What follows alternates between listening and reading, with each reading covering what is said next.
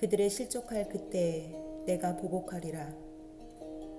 그들의 환난 날이 가까우니 그들에게 닥칠 그 일이 속히 오리로다. 신명기 32장 35절 말씀.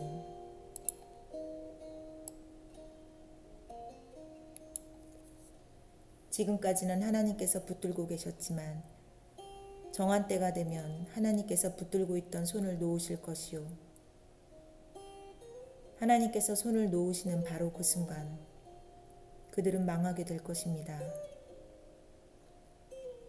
악인이 지옥에 떨어지는 것을 한순간이라도 막아주는 것이 있다면 그것은 오직 하나님의 전적인 뜻일 뿐입니다. 죄는 영혼을 파멸시킬 뿐만 아니라 영혼을 비참하게 만듭니다. 죄는 본질상 파괴적이기 때문에 하나님께서 그것을 억제하시지 않고 그대로 방치해 두실 경우 그 영혼은 완전히 비참해질 수밖에 없습니다. 인간의 심령이 얼마나 부패했는지 아십니까? 이루 말할 수 없이 부패했습니다. 악한 자들은 그리스도를 계속 거부하면서 따라서 악인으로 계속 남아있으면서 지옥을 피하기 위해 여러 가지로 애쓰고 노력하지만 아무리 애쓰고 노력해도 한순간도 지옥을 피할 수 없습니다. 지옥에 대해 말하면 거의 모든 자연인들이 자기는 지옥에 가지 않을 거라고 생각하며 자위합니다.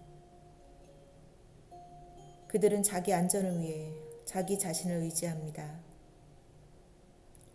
자기가 지금까지 해온 일, 지금 현재 하고 있는 일, 혹은 앞으로 할 일 등에 대해 말하며 스스로를 안심시킵니다. 모두들 자기가 어떻게 지옥에 떨어지는 일을 피할지에 대해 나름대로 계획을 가지고 있습니다. 그러고는 스스로 자기 계획이 아주 좋다고 생각하며 그 계획은 절대 실패하지 않을 것이라고 자만합니다. 그러나 애석하게도 어리석은 인간은 자기 꾀에 스스로 넘어갑니다. 자기 힘과 지혜를 믿고 자신만만해 하지만 실은 헛된 자만에 불과합니다. 우리와 동일한 은혜의 방편 아래 살다가 이 세상을 하직한 사람들, 그중 아주 많은 이들이 현재 지옥에 가 있습니다. 그건 그들이 현재 살아있는 우리만큼 지혜롭지 못해서도 아니요, 또 지옥에 떨어지지 않을 궁리를 하지 않았기 때문도 아닙니다. 만일 우리가 그 사람들 하나하나를 붙잡고 그들이 생전에 지옥에 관한 이야기를 들을 때 이런 비참한 곳에 올 것으로 생각했었느냐고 묻는다면 아마 하나같이 다 이렇게 대답할 것입니다. 아니요, 이곳에 올 생각은 전혀 없었어요. 사실은 지옥에 떨어지지 않을 방책을 나름대로 다 생각해놓고 아주 좋은 계획을 세웠다고 스스로 안심했지요. 내 계획이 아주 그럴듯하다고 생각했고 또 이곳에 떨어지지 않도록 나 자신을 효과적으로 잘 돌볼 생각이었어요. 그런데 뜻하지 않게 사망이 갑자기 저를 찾아왔습니다. 제가 그런 식으로 죽을 줄은 정말 몰랐어요. 사망이 도적처럼 제게 임했지요. 사망이 저보다 더 똑똑했어요. 그러니까 하나님의 진노가 제게는 너무 빨리 찾아온 셈이죠. 그때 저는 얼마나 어리석었는지 모릅니다. 사망이 임박한 줄도 모르고 앞으로 할 일에 대해 허망한 꿈을 꾸며 기뻐하고 있었으니 얼마나 어리석은 일입니까? 제가 평안하다, 안전하다고 말하고 있을 때 사망이 갑자기 저를 찾아온 것입니다. 하나님은 자연인에게 한순간이라도 지옥을 피하게 해주시겠다는 약속을 하시지 않았기 때문에 그럴 의무가 전혀 없으십니다. 하나님은 은혜의 언약, 즉 그리스도 안에서 우리에게 주신 약속을 제외하고는 다른 어느 곳에서도 영생이라든가 영벌로부터의 구원에 대해 약속하시지 않았습니다. 오직 그리스도 안에서만 그 모든 것이 약속되고 승인되어 있습니다. 그러나 언약의 자녀가 아닌 사람들은 은혜의 언약 속에 들어있는 그 약속들에 전혀 관심이 없습니다. 그들은 그 약속 중 어느 것도 믿지 않을 뿐 아니라 언약의 중재자 되신 그리스도에 대해서도 전혀 관심이 없습니다. 따라서 자연인이 자기 나름대로 구원의 약속을 설정하여 아무리 진지하게 그 길을 찾고 문을 두드린다 하여도, 또 종교적으로 어떤 고통을 감수하고 어떤 기도를 드린다 하여도 그가 그리스도를 믿을 때까지는 그를 영원한 멸망으로부터 지켜줘야 할 의무가 하나님에게는 전혀 없습니다. 이처럼 자연인은 하나님의 손에 붙들려 지옥 구덩이 위에 서 있습니다. 그들은 지옥의 맹렬한 불구덩이 속으로 떨어져 마땅하며 이미 그곳에 가야 한다는 판결을 받았습니다.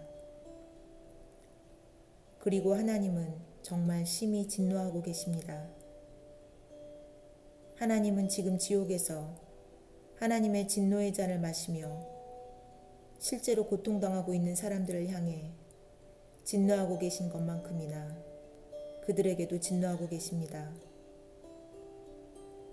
그런데 그들은 그 진노를 달래거나 완화시킬 일을 조금도 하지 않았으며 하나님 역시 어떤 약속에 의해 그들을 한순간이라도 더 붙잡고 있어야 할 의무를 갖고 계시지 않습니다.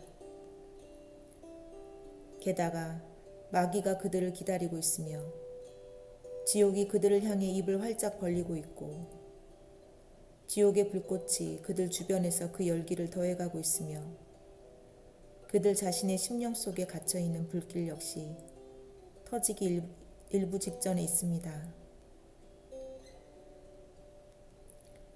그렇지만 그들은 자기들을 구해줄 중재자에 대해 전혀 관심이 없습니다. 그들이 손을 뻗쳐 도움을 구할 수 있는, 그래서 안전을 보장받을 수 있는 다른 길이 전혀 없습니다. 간단히 말해 그들에게는 피난처도 붙잡고 매달릴 만한 지푸라기도 전혀 없는 셈입니다. 그런데도 그들이 지옥에 떨어지지 않고 살아있는 것은 오직 대노하신 하나님의 전적인 뜻이 그것을 원하기 때문입니다. 그것은 언약으로 맺어진 것도 아니요, 어떤 의무에서 나온 것도 아닌 오직 오래 참으시는 하나님의 인내로 말미암아 가능한 것입니다.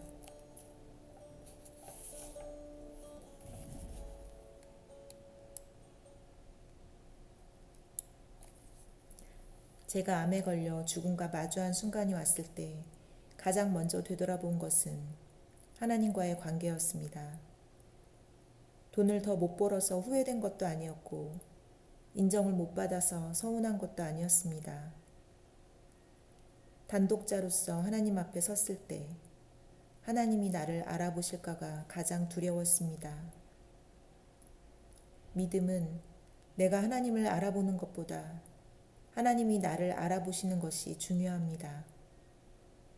귀신도 하나님을 알아보고 떨며 경배하기 때문입니다. 그렇다면 하나님이 나를 알아보실 만큼 삶 가운데 하나님과 깊은 관계를 맺고 살아가고 있는가? 아마 이 동영상을 보시는 분들은 대부분 크리스찬이어서 나는 이런 형벌과 관련이 없고 믿지 않는 자들에게나 해당된다고 생각하는 분들이 많을 것입니다. 그러나 우리는 우리의 구원을 의심해 봐야 합니다. 정말 나는 믿는 자인가? 정말 나는 건짐을 받은 자인가? 나는 그리스도 안에 있는 자인가? 하나님이 나를 알아보시는 믿음인가?